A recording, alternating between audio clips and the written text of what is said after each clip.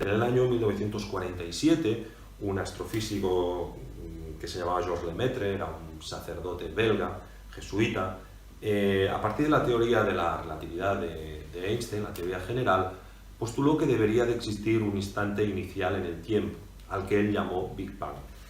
De hecho, Lemaitre fue un astrofísico muy apoyado por la Iglesia, que lo que quería de alguna manera es que hubiera algo en el inconsciente que pudiera recordar un inicio de los tiempos tal y como la Biblia lo había descrito. Prueba de esto es que todos los observatorios astrofísicos del mundo hoy en día son propiedad del Vaticano.